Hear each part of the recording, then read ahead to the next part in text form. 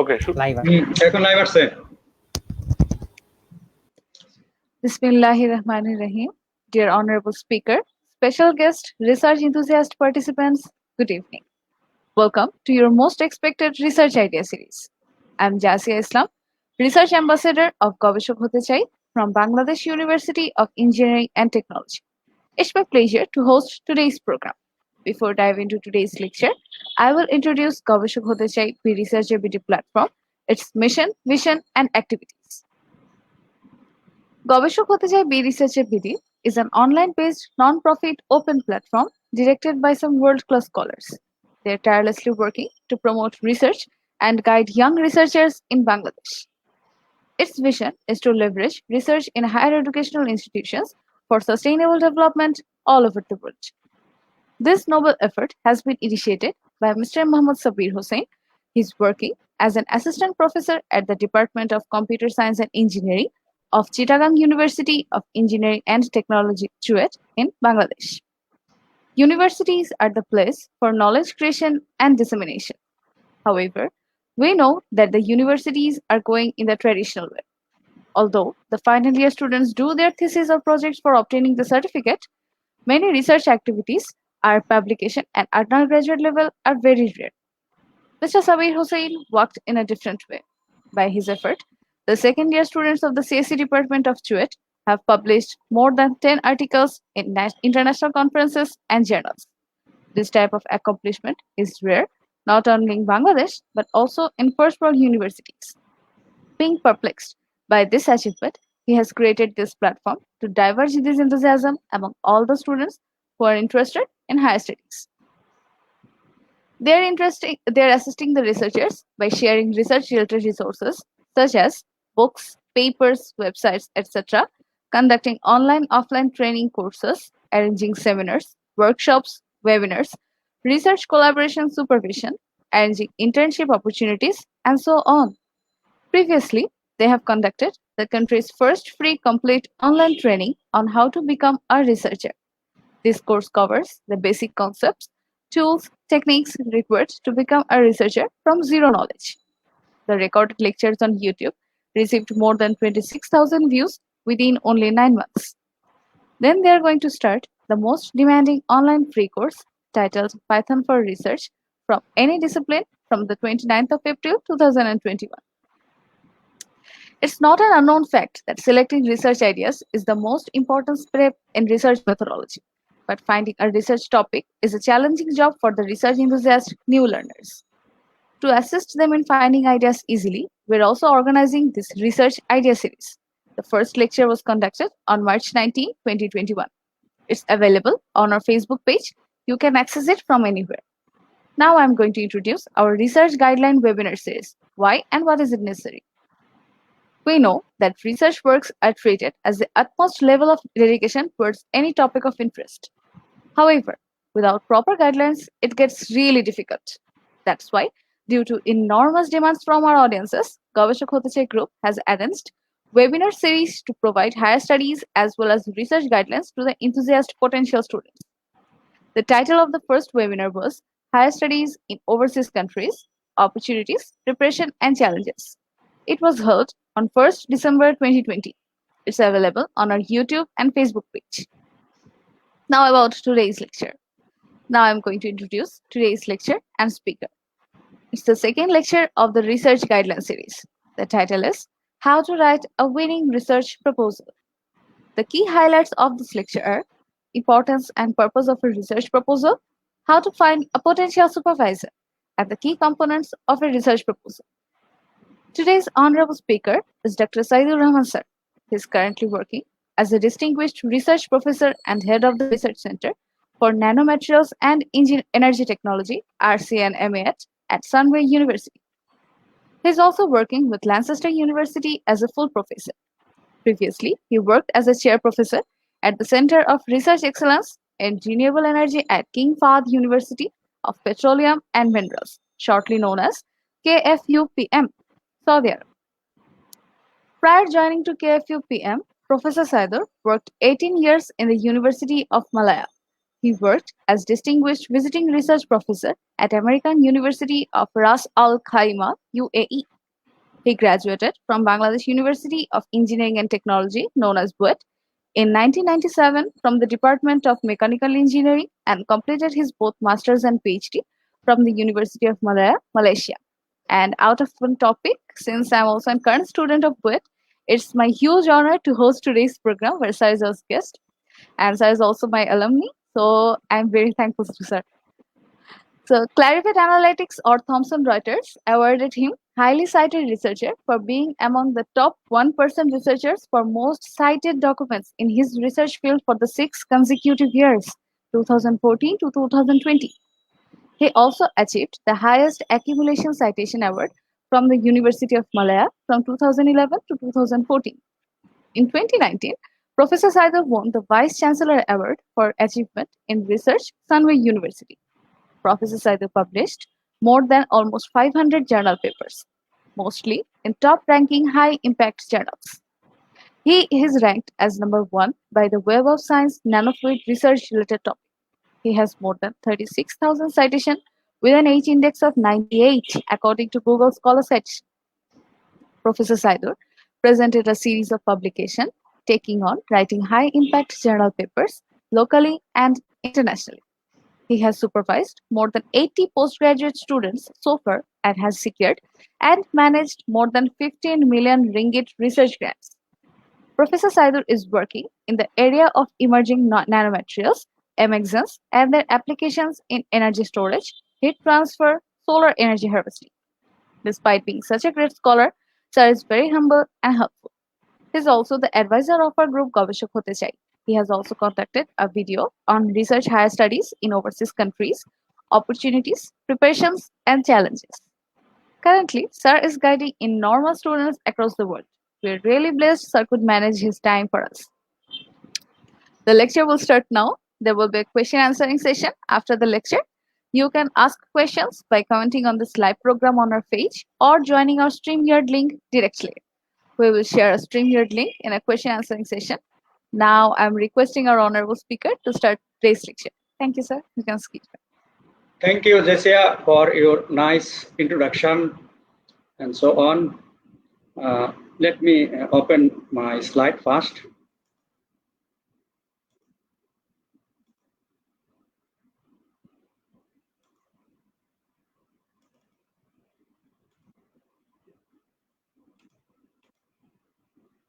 Can you see my slides?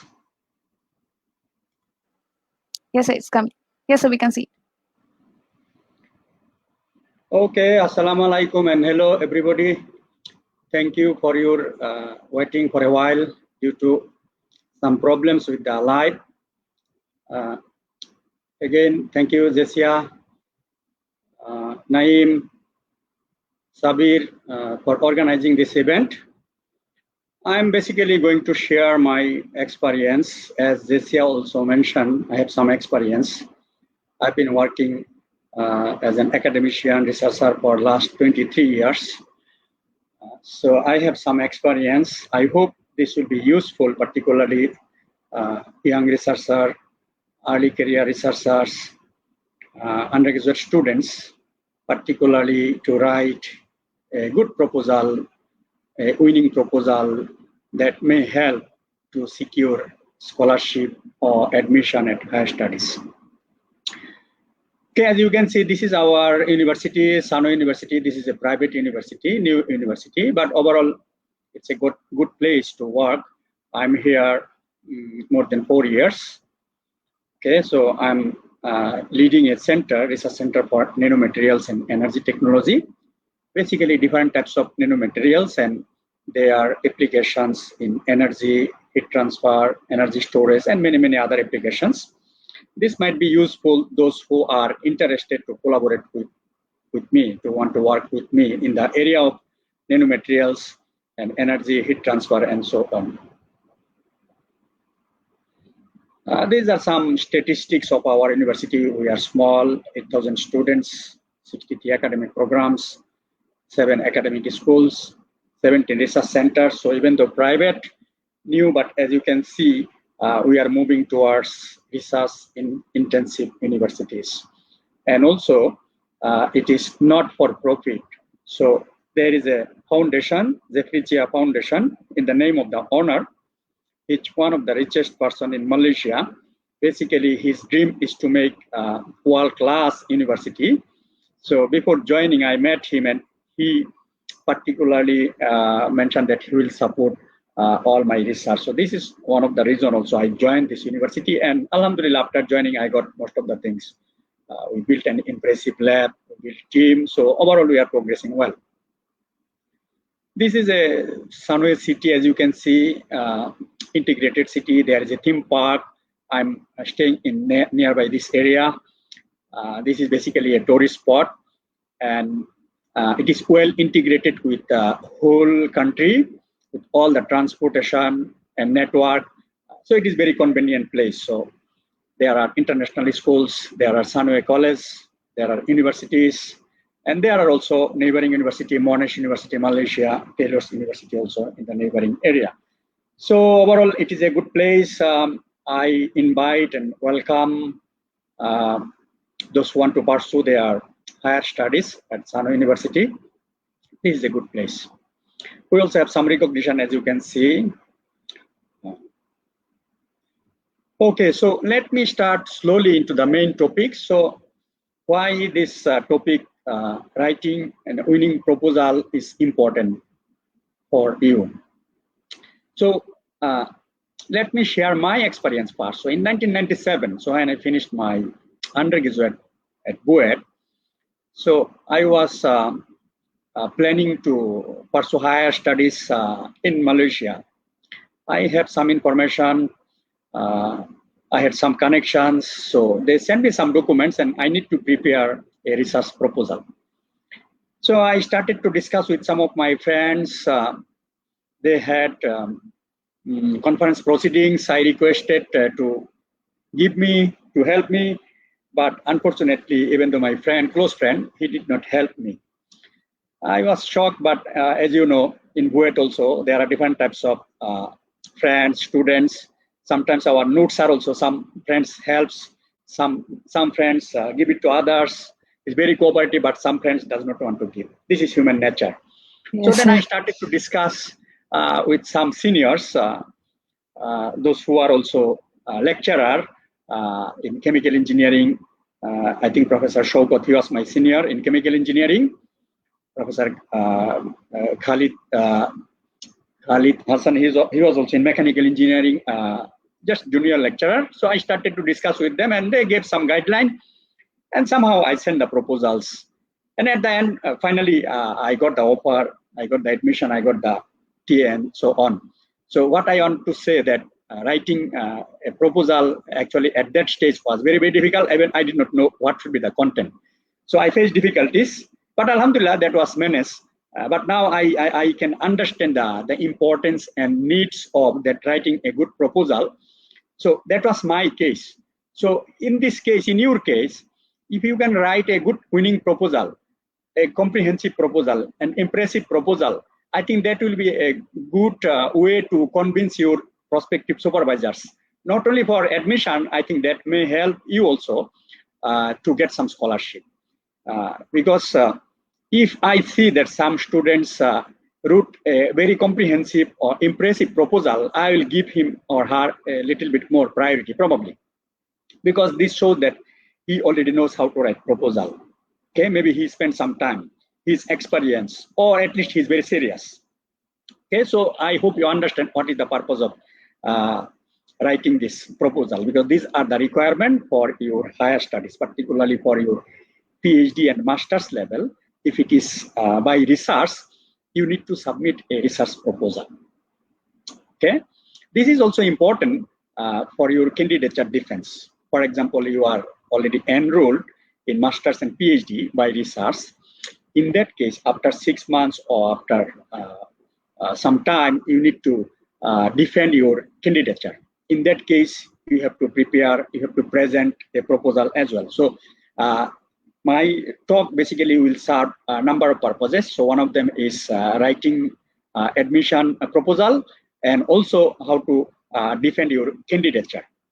And sometimes also there are, maybe they don't have in some cases candidature defense, but you need to submit your progress report. Normally, this is you have to submit every 6 months. So if you know how to write proposal, how to defend, how to prepare candidature defense, how to prepare progress update, progress report, I'm sure this will help you in different way. Because if you cannot defend your candidature properly, and if it is not satisfactory, and if you also don't know how to write it, you might be in troubles. There might be, in some cases, failure. Okay, because if it is not satisfactory to the committee, then there might be failure. So this also will help you to defend your candidature and also to serve your progress report. So one of the most important questions when you are trying to pursue your master's and PhD, what will be topics? So you are going to discuss with your supervisor. Okay, so first thing will be what would be your topics. So topic selection for any higher study student is very, very important. Not only higher study students, I think for researcher also it is very, very important. I give you one simple example. The hallmark of a cancer. This is a paper published in 2020. Sir, it would be great if you could put the slide on the full screen. I guess many of the students are willing to see the slide on the full screen. Can you kindly put this in? Sorry, I cannot do anything. They cannot see the slide? The full screen would be better, sir. It's a full screen, yeah. It's a slideshow mode. If you could put that thing in a slideshow mode, I think that would be clear. I put the slideshow. Maybe it's problem there. Yeah, sometimes it happens. Sir. Now you can see? It's taking time, I guess. Yes, sir, we can see it. Is it slideshow mode? No, sir, it's not yet actually. But so this is problem. Yeah, this happens sometimes. As long as they can see, it should be okay. Because I put the slideshow in my computer. It is slideshow. Okay. Okay, I can continue, huh, Jashia? Yes, sir, obviously. Okay, yeah, because this is technological problem. So first thing probably you will be looking for topics. So as I was discussing, topic is important. One examples I want to highlight here. One paper published in 2000, hallmark of cancer research.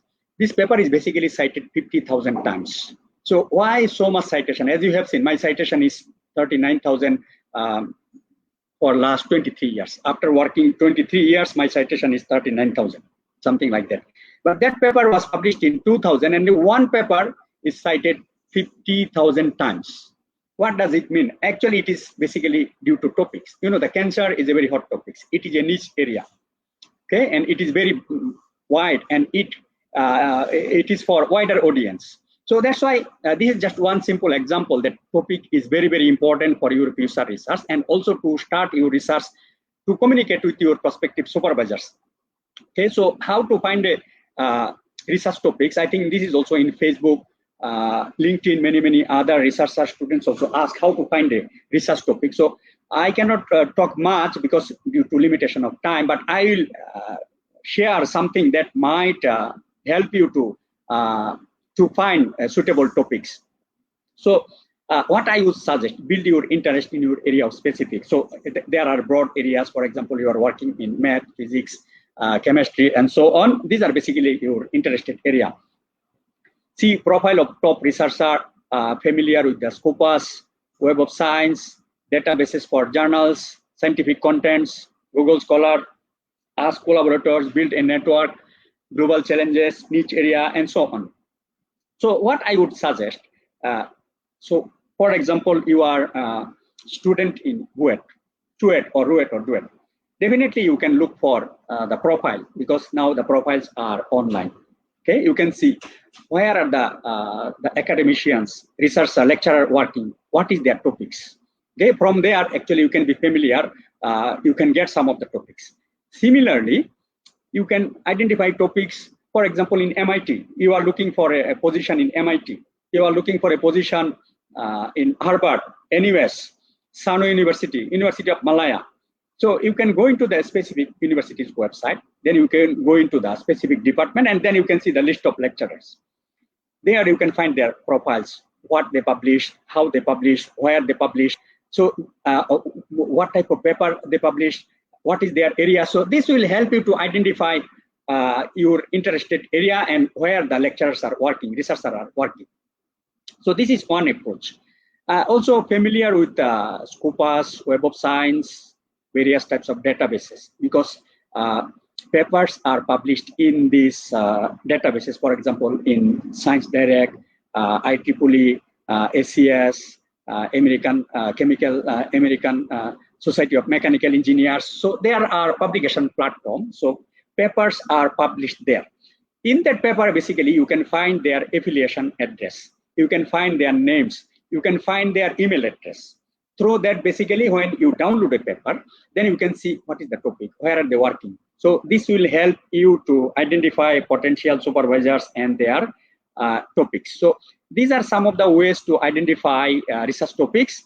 And also, as I mentioned, I will share some of the slides also, particularly on the global challenges. So now I'm working to submit some research grant proposals. So when there is a research grant proposal, always you have to see whether these are in line with the country's needs, niche area, whether these are the global challenges or not. So for example, I just submitted one proposal. So our university asked to check the global challenges. I'm aware, so I did my homework, but at the same time, they also asked. So this is how also I searched and I found some of the global challenges, niche areas of our research topics, as you can see. And for example, for our country like Bangladesh, so we know that our garment sector is one of the potential area. So it has a lot of problems. This can be solved. Okay, for example, the artificial intelligence, energy storage. I'm working in this area, so I know these are the top problems. These are the global challenges, and so on. So this is how to identify the research topics and the profile, as I mentioned, and Science Direct may help you extensively because almost 80% of databases are published in Science Direct. As I mentioned, you can put some keyword, for example, the energy, artificial intelligence, and so on. Then you can find papers, and there you can find the affiliation address, email, and so on. Then this is how we can start to communicate. This is how I explored the top 10 global challenges. So I'm working in the field of energy. So that energy is also one of the top 10 problems for next 50 years, according to one of the Nobel laureate. So I have taken this from the BRWF website, as you can see. So these are the top 10 global challenges. When I started my research, so I was given a topics on household appliances. So at that time, I did not know how impactful that research will be. I did not have enough knowledge also how to identify the global challenges. But when I finished my master's, when I finished my PhD, then I started to do all this homework by myself. What topics will give impact? Why topic is important? And then this is how slowly I moved from household appliances to industrial energy, and then also I put the new recipes, nanomaterials. And as a result, as you can see, my citation is today 39,000 plus, because research topic is very, very important. That is one aspect, as I mentioned, for citation, impact, quality publication, and so on. But at the same time, I think our priority should be also to solve the global challenges problem, to come out with solutions, to come out with some innovative ideas and product development, and so on. So if we solve the global challenge problem, basically you can be world-class researcher. So that's why identifying the topics, the global challenges, niche area is very, very important for you, like who are new researcher. So as you can see, I will not go through each and every topic. So as you can see, there are top 10 global challenge problem areas: securing cyberspace, economically clean energy. This is my area. So if I dig out, I can go.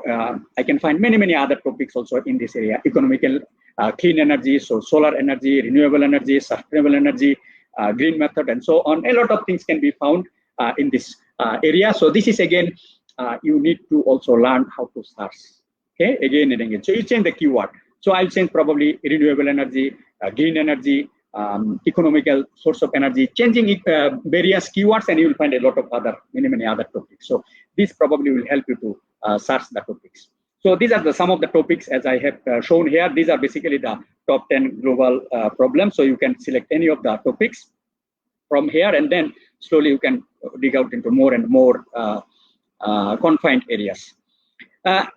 Also, I would suggest to check some of the universities' website also. For example, I was looking for some of the Grand Challenge topics with MIT, what they are doing. So as you can see, so I came out with this search. So similarly, you search some of the keyword. You put, for example, the energy top 10 energy problem or global grand challenge in MIT, Harvard, Cambridge, and NUS. Because why? Because these are the world-class university, top universities all over the world.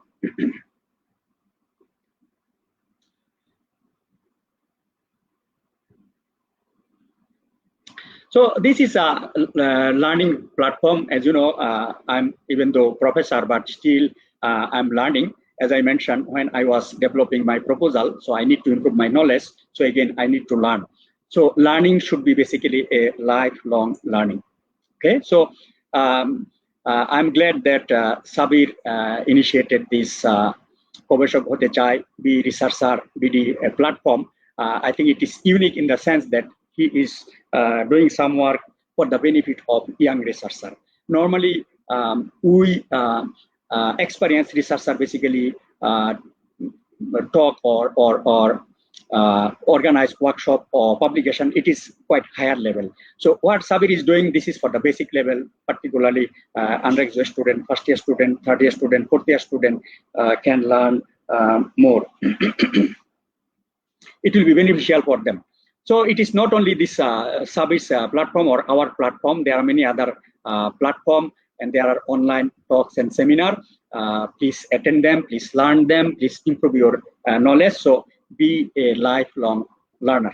And also I would suggest always be careful because there are many talks. So it may waste your time also if talks, seminars are not really up to that level. So that's why always see the speaker's profile, who are giving these talks.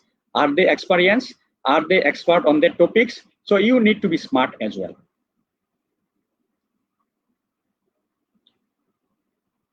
So I'm moving to the main part of the proposal. So this is basically the most important elements for you, those who are new researchers. Sir, the slides are not changing actually. The slides is stuck on the topics and profile search page. The slide is stuck on the topics of profile search page. I guess it's on the slide number 5. It's stuck here. Topic and profile search. Yes, sir. Okay, sorry for, I'm not sure. I think this live is something problematic. So Zoom is much more better. COVID situation, what can we do now? You can see now? No, sir, it's still on the topics and profile search page. Yeah, let me close it.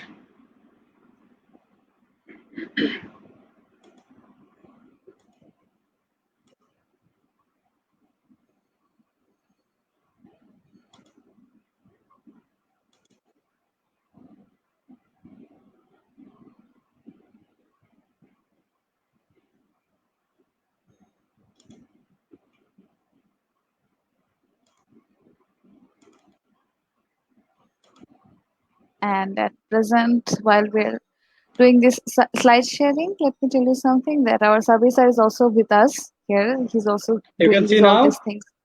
Yes, sir. We can see. Yes, sir. We can see it now, but it's on the first page. Now slides moving. You can see the top. No, sir. We can see it's on the first page. Sir, please click the button just right left of the slideshow. Yes, it's on the now the topics, the top 10 global challenges. Yes, and now it's moving. Now it's moving, right? Yes, I think I will not show the slide show. I think that may be creating troubles. Okay. So top 10 now you can see? Yes, sir, we can see it now. Okay, I think this is the best way. Otherwise, yeah, when I put the slideshow, you cannot see. I think there is a mismatch. Yes, Yeah, Okay. Jashia, you may give feedback, no problem. Later on, we can edit this video, no problem. You can give feedback that whether it is shown or not. Okay. okay, sir. You can see now slideshow. Yes, sir. Okay. Okay. So I think I talked this about top 10 global challenges problem. Okay. So these are the learning platform. You can see now my screen. Jashia? Yes, sir, we can see. Yes, sir. Okay. So I think I talked this also. The Sabir already initiated this platform. I think this is very good platform for new researcher, particularly for undergraduate, first year, second year, third year, fourth year. Some basic things. That's a good job he's doing.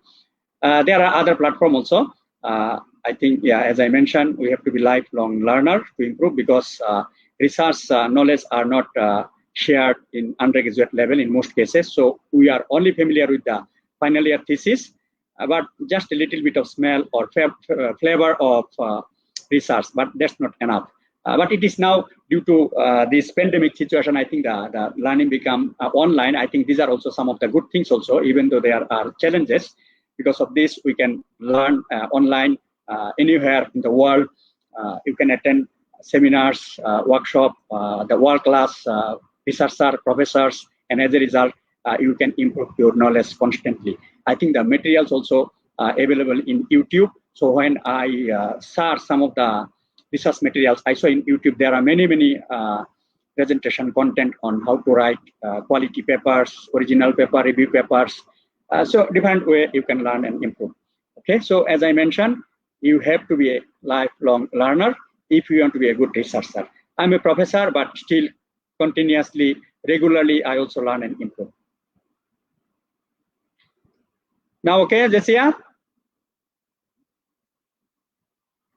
It's on the top 10 global challenges page, still on that.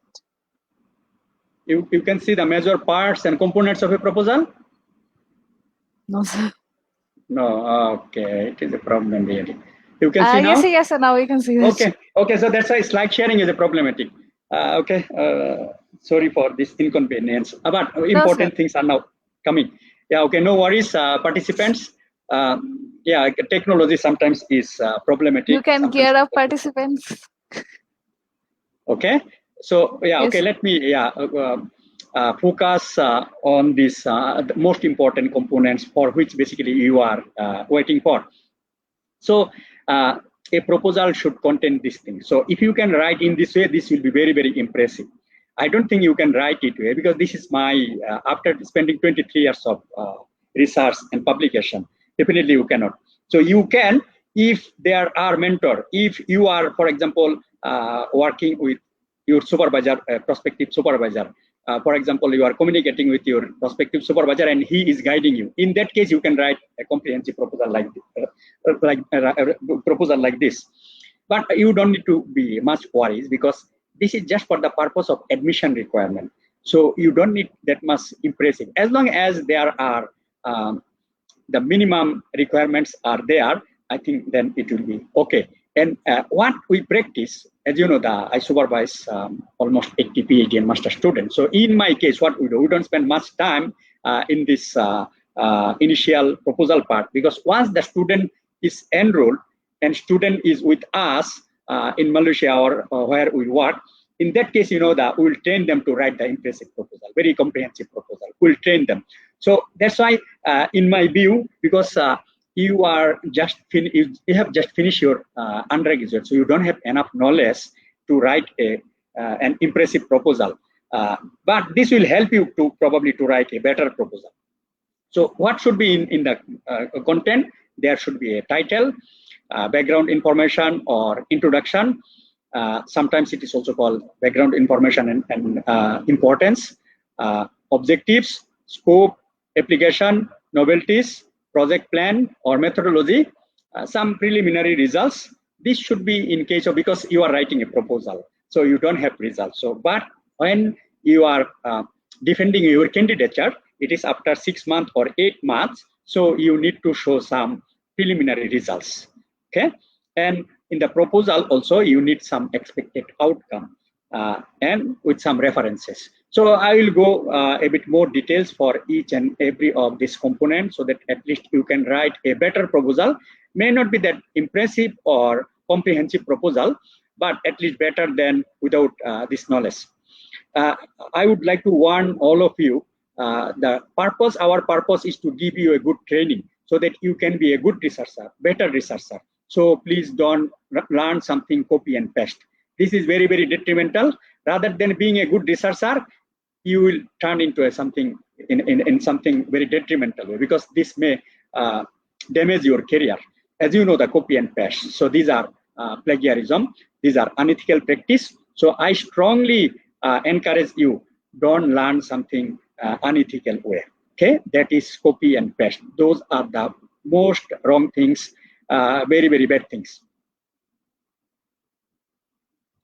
So these are some of the slides also you will find in our YouTube where how to write a paper. Actually, basically same thing I have taken. There is no much differences, so I have taken from everything from there. So how to write a good title. This title is basically readers what your paper is all about. It should be short and relevant to the subject matter.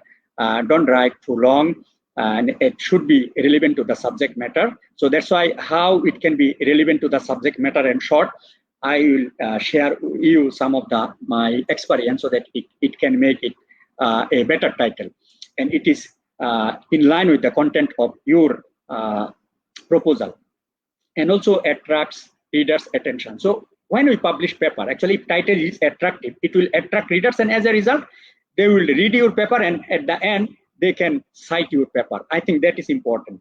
That citation, we call it usefulness indicator, meaning that other people found your paper is useful and they will cite you. I think that's a tremendous value in academia. And also be specific. Sometimes don't write it too general.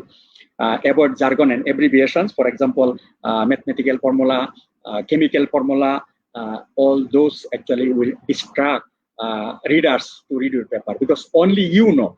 If you are chemist, you know. If you are mathematician, only you know. But our purpose is to for wider audience, so that many other people can read and can understand. So this is my experience, basically how I practice with my students when they are going to develop their title for paper and for thesis as well.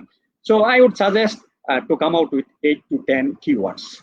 So for example, in this case, you are going to write a proposal. So you read some of the literatures. Okay, so you have some knowledge. So you know the overall content of your proposal. Okay, so based on that, you come out with 8 to 10 keywords. From the 8 to 10 keywords, you may feel that some of the keywords are very weak. So you eliminate them, you filter them.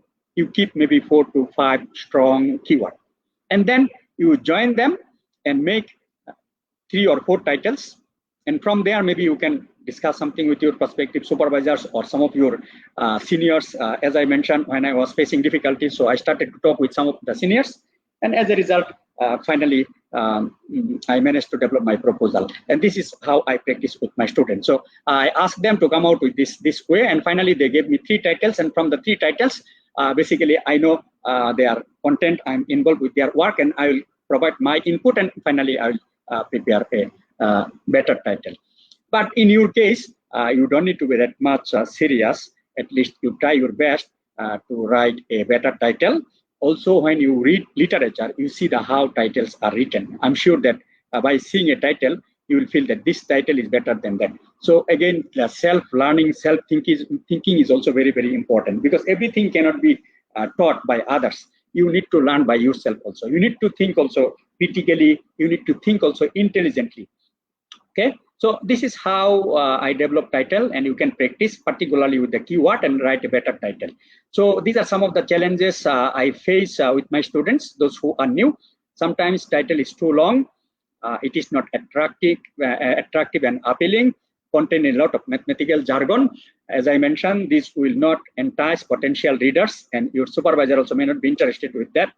Too general, too specific, does not reflect the content. So this is very important. So your title should reflect the content, because you have prepared, so you know the whole content, so it should reflect. So that's why if you follow this procedure, bring a few keywords, and from there you scrutinize, you filter, and then you develop the title. I hope this way you can write a better title.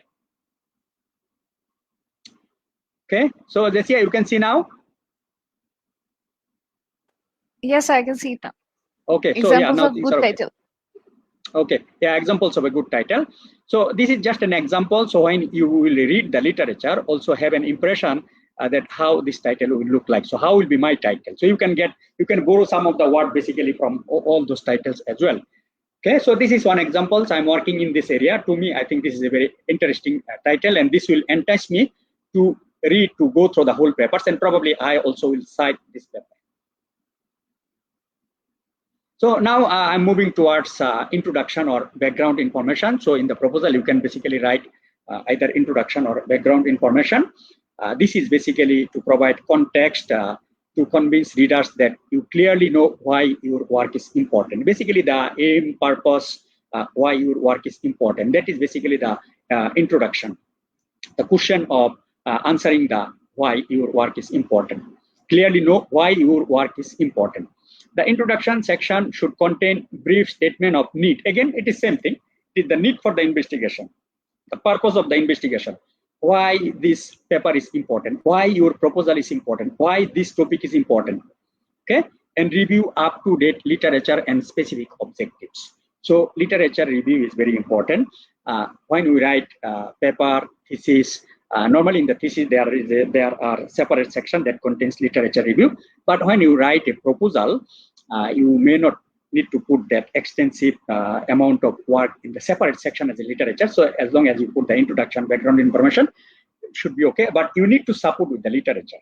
Okay, so up-to-date review, up-to-date. Up-to-date meaning is for last 4 or 5 years. So now we are in 2021. So let's say from 2015 until 2021. Within this period, if you have measured 80% of your references literature, that will be fine. Of course, you can take older references, maybe few, that's fine. But majority should be up-to-date literature. Okay, and with the specific objectives. I'll show you how to write also objectives in a clear, concise way. I'll give you some of the examples along with my experiences and so on. This section should reflect the originality, uniqueness, novelty, how it differs from others. This is basically for writing original paper, high quality original paper. Since you are not writing paper, you are writing a proposal, and for your case, it will be very, very difficult to highlight the originality, uniqueness. But my intention is to give you information so that in future, probably you know what is the originality, what is the uniqueness, what is the novelty. Because without this novel work, actually, you cannot pursue your master's and PhD. This is very, very important if you want to be a prolific researcher, if you want to be a world-class researcher. So this is very, very challenging task. Without originality, actually, your paper cannot be published in high-quality journals. So that's why your master's thesis also cannot be accepted without this novelty, originality. But when you are going to write a proposal, it will be probably very, very hard for you. You may not be much worried as long as proposal is up to certain level of standard. It should be fine. But with this, I think when you will start your research, definitely it will help you to identify what is the originality, what is the novelty. And also, you will find a lot of content, a lot of materials I share in LinkedIn and Facebook, how to address novelty. So at the end, I'll show you also that I'm also active in YouTube, Facebook, and LinkedIn. As you know, that I always share my experience with younger researcher, early career researcher, and with also those who are also experienced. Because many times something comes in my mind, I immediately share for the benefit of scientific community.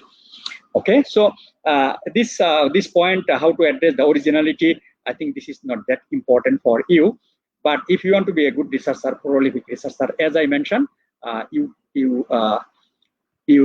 watch some of my videos that has been downloaded, that has been uploaded in Sabir's website, in YouTube channel.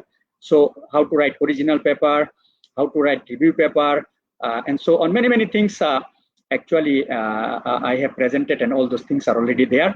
That's why I mentioned earlier also, if you want to be a good researcher, every day you need to spend some time. Okay, maybe half an hour, 1 hour to be familiar with the research component, research knowledge.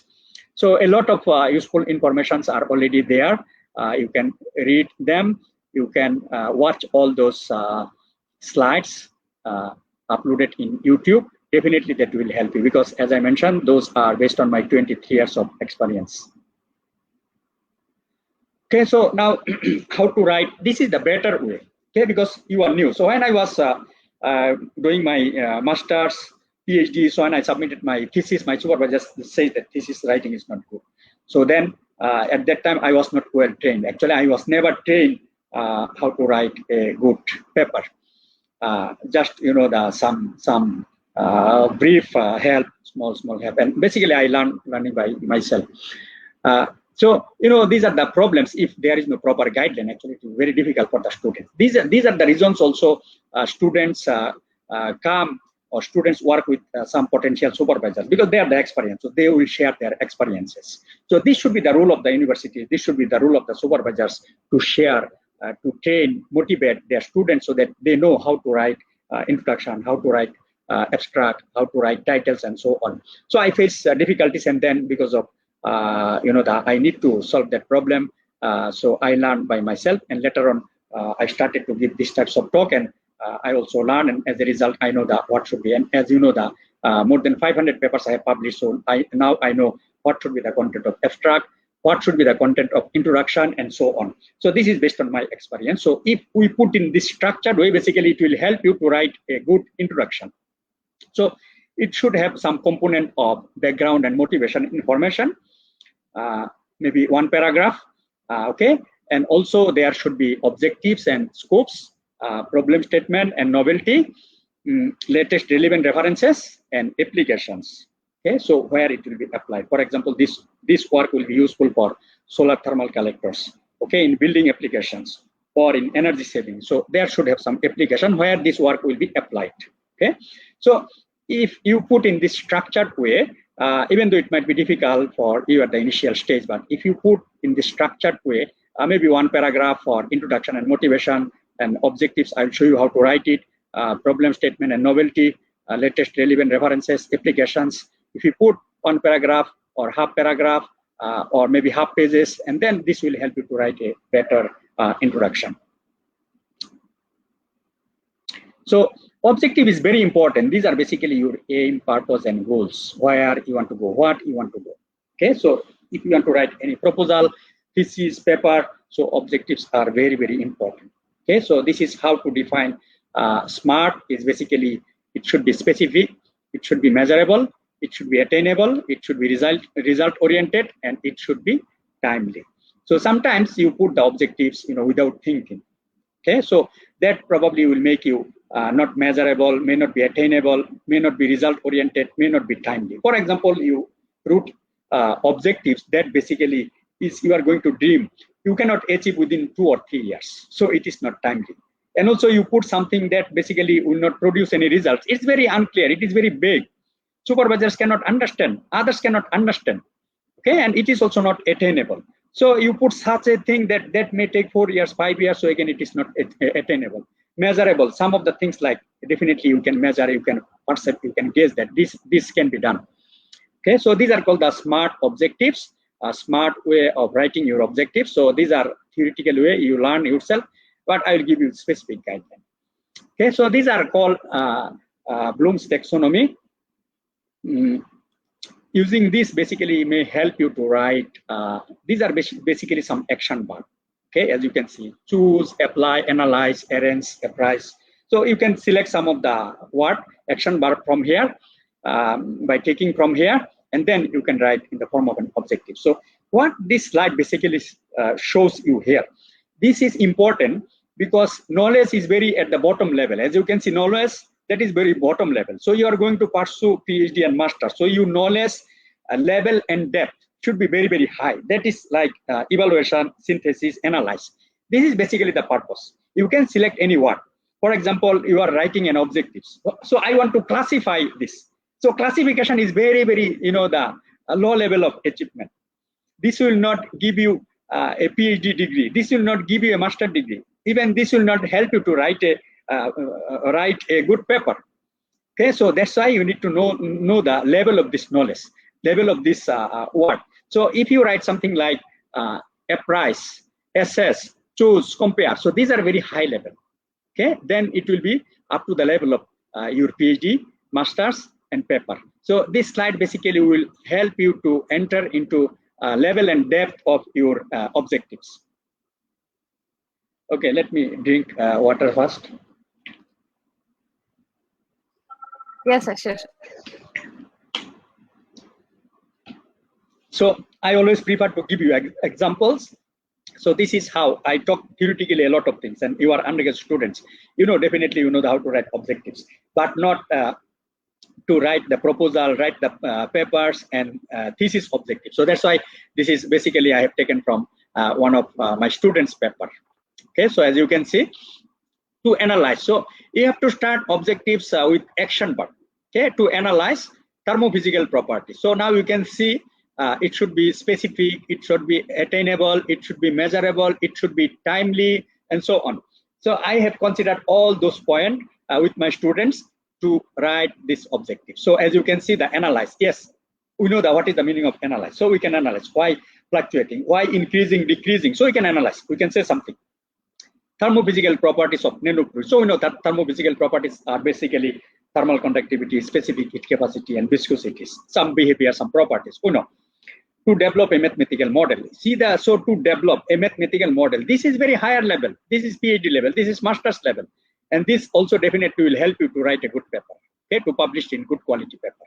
So this is how to write a very high level of objectives, okay, to validate. So that's why the previous slide, as you can see here, you can choose the word from here, higher level word to write your objective. So these are the things also, if you put this Bloom's taxonomy in Yahoo, Google, definitely this chart also will come, okay. So this is how to write the objectives with these examples. I hope you can write objectives in a better way. Also, finally, as you can see, to compare the performance of heat exchangers with water and nanofluids. So I have developed with my students these objectives, again, considering all those Bloom's taxonomy and also that smart objectives. Hope you can write better objectives. Okay, so objectives is not that difficult thing. I'm sure that definitely you can write with this guideline. It will be now much more convenient for you. Second important element is your methodology. So how you are going to generate your data. This will be another important element for your proposal writing. This basically will address the question of how you are going to generate data, produce data, right? So that is basically the methodology. So when we conduct experiment, so we have a specific method. So which equipment we are going to use. When we are going to conduct survey, so how we are going to conduct survey to produce data, to generate data. Okay, so this is important part, and I will spend some time here to write a better methodology for you. So when we are going to generate data, or we are going to conduct something, so it can be experimental work, it can be social science related work, it can be experimental work, and so on, as you can see. So analytical work, theoretical work, computational work, these are basically theoretical work.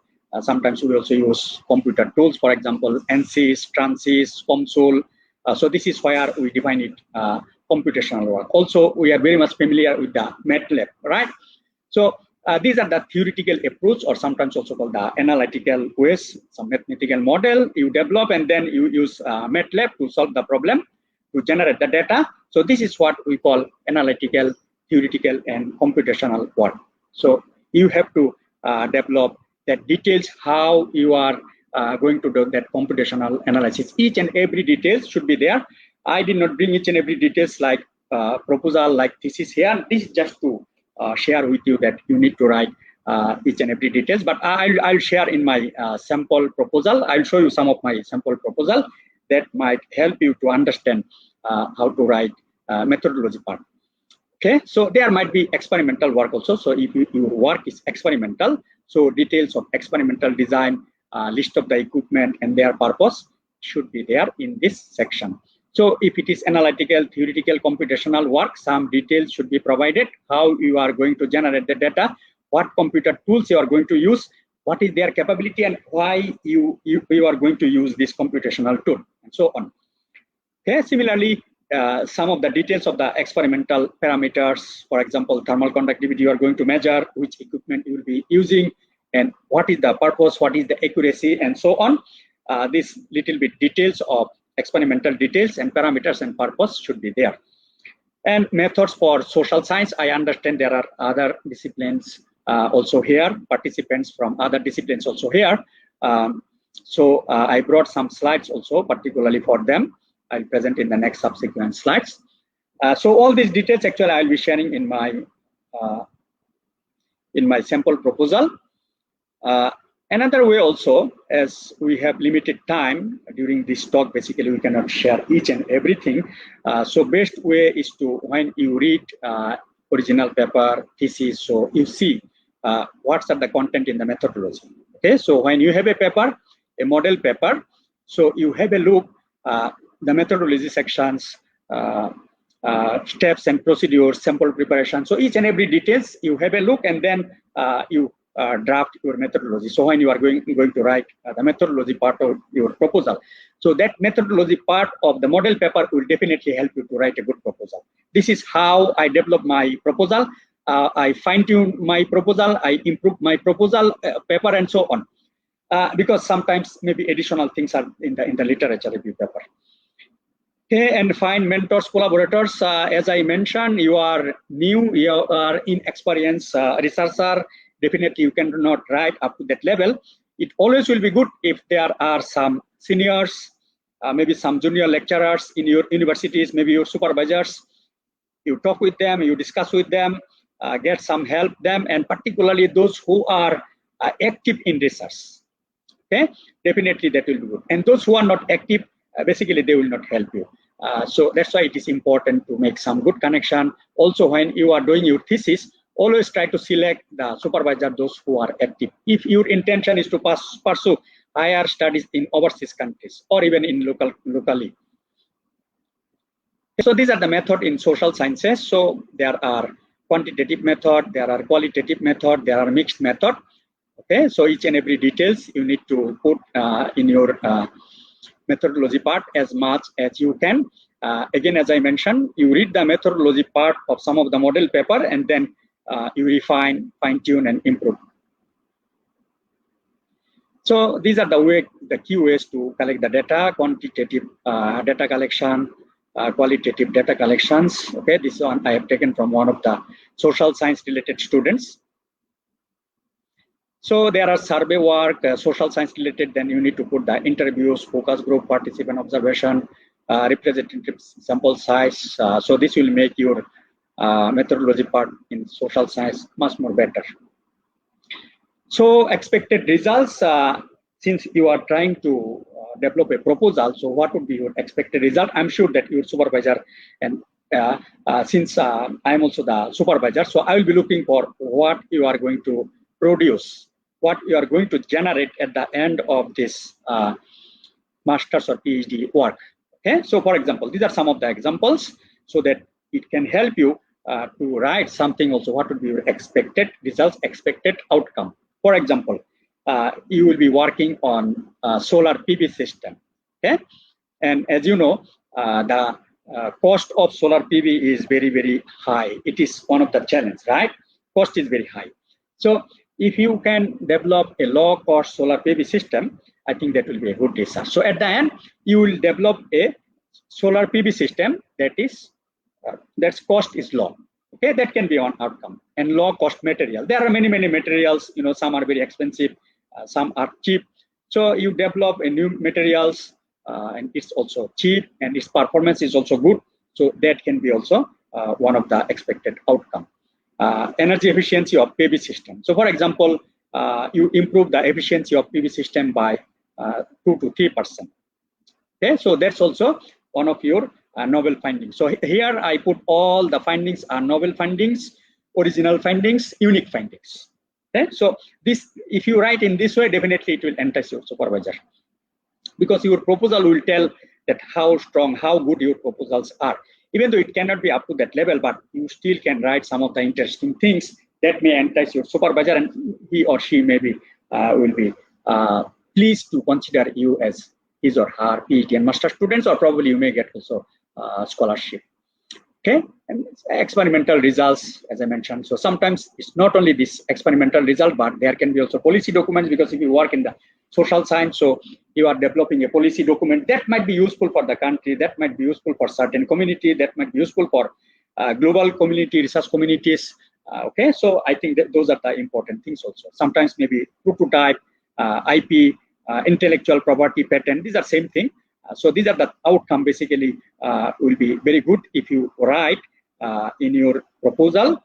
Okay, even though you don't know much, you are not sure yet, but you may write that this is because you mentioned there are expected results. There are possibilities that you can generate IP, you can generate prototype, and so on. Okay, and of course there should have some outcome in the form of ISI, Scopus, index papers. This should be your major focus. As long as you can write some good quality papers, I think then you are also good researcher. Your topic also will be good, your thesis also will be good. But of course, you can also, if your works are breakthrough, you are very good students. Okay, you are highly potential students, and you like challenges. Of course, you can generate prototype, IP, patent, and so on. Even technology readiness level of 4 or 5, and that you can later, once you finish your master's PhD, you continue working there as a lecturer or academician and so on, then you can refine that technology readiness level from 4 to 5 to 6, and then finally you can come out with the product development. Okay, so if you write some of the indication of that, what will be your expected outcomes, I think these are some of the things supervisor will be looking for, and at least he or she will feel impressed that, okay, these students actually knows what are these expected results. And this prototype, patent, papers, at least you'll be happy if there are some papers, because this will make you a good researcher. Project plan, actually I'll be presenting some sample proposal from my students' proposal. Okay, just be patient. Candidature defense, this is additional on top of writing a proposal. Let's say you are just new, you are applying for your master's and PhD, then you need to write that proposal. But when you are into the system, okay, you are already enrolled, you got your admission, and then after 6 months or 8 months, you need to defend your candidature, how you are progressing. Okay, because there is no theoretical course in most cases. Like in Malaysia, we don't have theoretical courses. Like in North America, there are some theoretical courses. So in that case, even though there are theoretical courses, but there will be again the component for your thesis. In that case, you need to show your progress for last 6 months or 8 months, how you have progressed, what you have done. Okay, only supervisor and you know. So the committee member want to know, because you know the supervisor sometimes can be very favorable to you, maybe reluctant, may not train you properly. So that's why in higher studies there are committees. Okay, so there will be committees. They will evaluate your thesis. They will evaluate your candidature content, some of the report content, what you have done for last 6 months or 8 months. They will be other than your supervisor. Okay, so there can be a chairman, there can be 2 or 3 members, and you will submit your report, and they will ask you to give the presentation. They will ask question, and they will evaluate, and then they will tell you that it is satisfactory, unsatisfactory, or you need some improvement. Okay, so that's why if you know how to defend your candidature at this stage through my lecture, at least you will be well aware, and you will know that I have to present something, I have to be well prepared, and I need to present something at the end of 6 months. So I'm sure that basically this will help you. At least it will be alerted you to prepare a good candidature defense report. So here basically they will be looking for critical review of your literature, because this is your literature stage. So normally in my case, I will ask my students to write a review paper within 2 to 3 months, so that knowledge is improved on that topics, and at the same time also he or she can publish a review paper, and this can be part of his or her literature part of the thesis as well, and this also will help to improve their knowledge. Okay, so how critically he or she has reviewed the literature, that component will be checked. Okay, and also the design of experiment, details of the experimental plan, each and every detail should be there, they will be checking, and some preliminary results. if possible. If not, at least these two things, critical review of literature and design of experimental experiment will be should be provided in more details here. So these are the additional things for your candidature defense, and also sometimes for progress report. Sample proposal I'll be showing you soon. So I'm active in YouTube, and so these are in Sabir's channel. So all my lecture notes are uploaded there. These are also our purpose. As you know, we want to contribute to the scientific community, particularly young researchers like you, so that you are benefited, so that you don't face difficulties. The problem that I faced when I was writing my research proposal, so that it becomes helpful for you, because I have 23 years of experience, and I feel if I don't share all these things, so you'll be deprived of these things, and definitely this will be helpful for many of you. So these are the purpose also we are trying to constantly share despite our limited amount of time. But I'm happy to share for your benefit, and I'm also glad to work with Sabir, because he has good intention to serve the society, community, students like you. So we have like-minded mentality.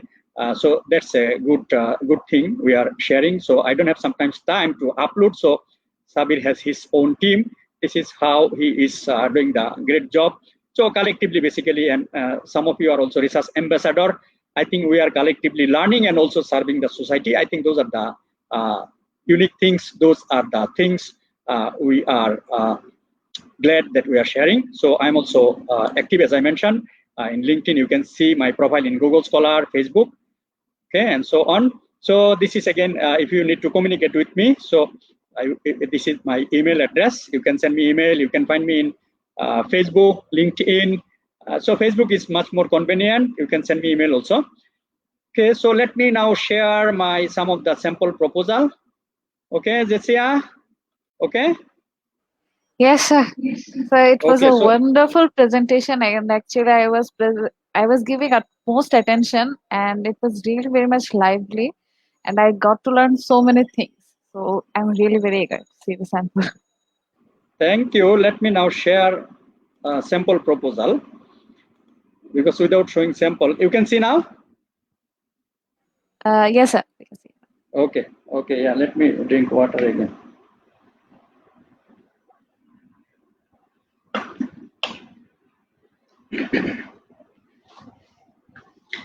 I always like to give some examples, as you have seen in objectives, introduction also I made it structured so that it becomes convenient for young researcher, junior researcher, so that they really can learn. So this is one of my students' proposal, Mahmoud Amran Kibriya. He was from Kuwait when I was in University of Malaya. So he wrote this proposal, but with my guidance. So that's why I say that you need to really communicate with your supervisors, mentors, collaborators. Otherwise, you cannot produce a good proposal. So recently, one of my Bangladeshi student also writing a proposal. So when I gave some ideas, he wrote the proposal, but it was not up to that level. And I gave some guidelines, and I sent some sample proposal. I engaged with some of my PhD students so that he can write a good proposal. And at the end, he wrote the proposal, but overall, I was happy.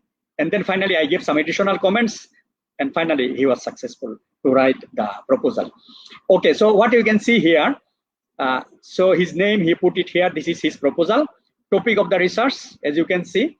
So, exergy analysis of phase change material for energy storage system.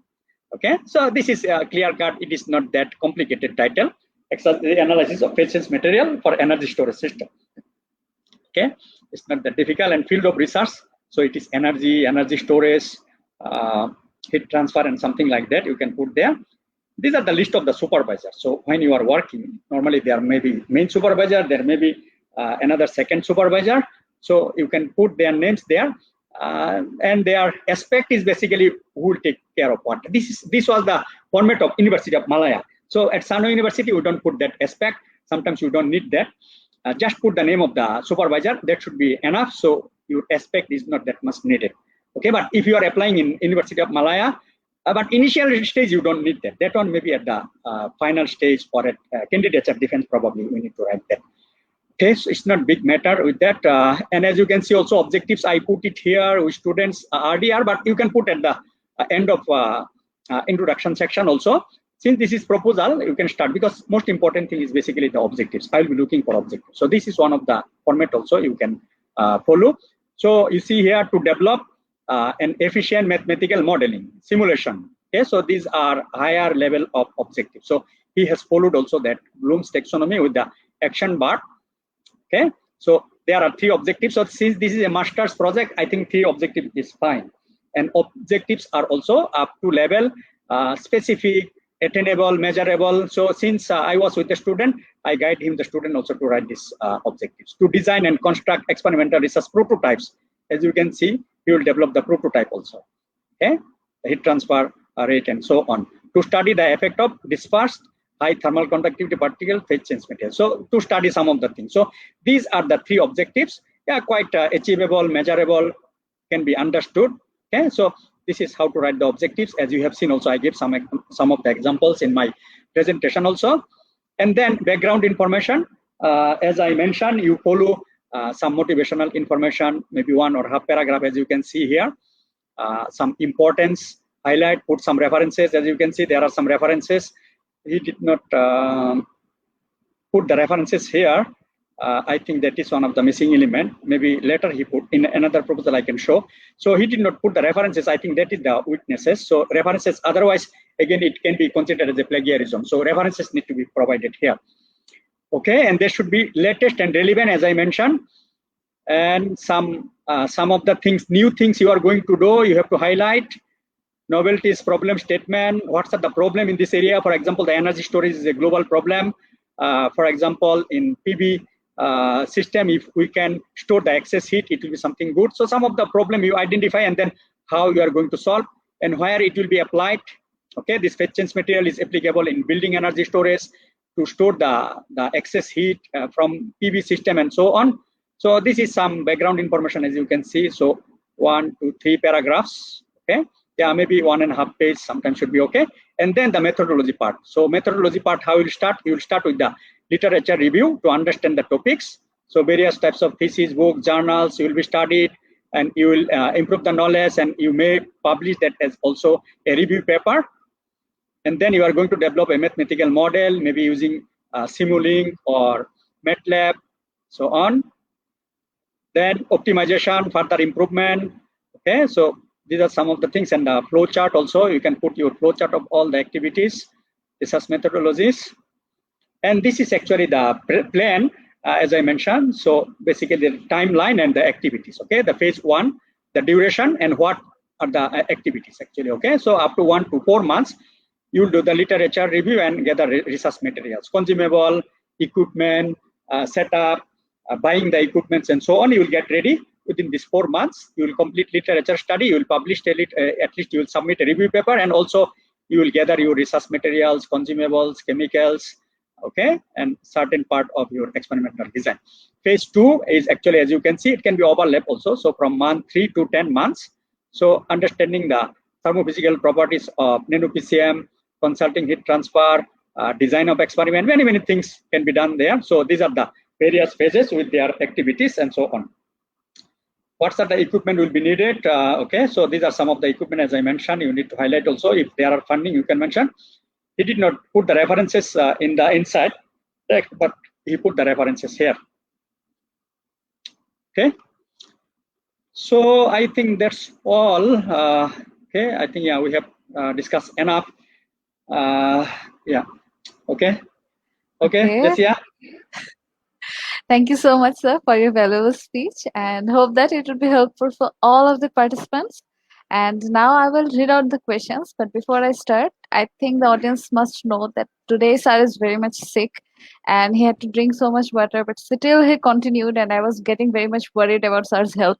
That I also didn't know that sir was sick. So, sir, still you continued this live for so long and so well that I'm feeling really very much proud that I can actually join this live program with you and sharing the same platform with you. So once again, thank you so much, sir. So now I will read out the questions from the comment box, and we're also providing the StreamYard link in the event description. You can ask questions directly. So the first question is from Ishmo Monju Nilok. Sir, for high funding or research, Is writing a proposal to do PhD first will be better than writing a proposal for masters? If we want to apply right after I finish my graduate work. Okay, there are two ways. This basically a higher studies. The once you want to directly pursue PhD, there are, if you have CGPA very high.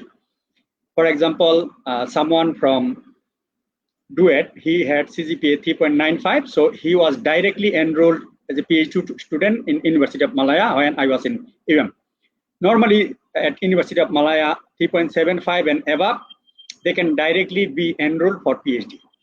At Sano University, if CGPA at undergraduate level is 3.67, he or she can be directly enrolled as a PhD student. And after enrolling in masters also, if CGPA is not that high, someone is not qualified to be directly enrolled at PhD, but after enrolling in masters, after a certain period of time, if he or she want to transfer into a PhD, there are, it needs to go through some procedure, and if he or she can fulfill the requirement, and again can be transferred to PhD program. So these are the approach. So if you are not qualified to apply for PhD directly, then you cannot write PhD proposal. You cannot be enrolled as a PhD student. Your option is to apply for masters. Okay, so proposal writing for either masters or PhD, it is similar. Okay, so what I highlighted here, I gave you the answer here that you directly cannot be enrolled as a PhD if you are not qualified. If you are qualified, yes, you can apply. But one observation is that directly pursuing PhD is quite difficult. One of my students actually was also very, very good. Look, he's a Bangladeshi. She did her undergraduate in Uniten here and directly enrolled to PhD. So she faced difficulties.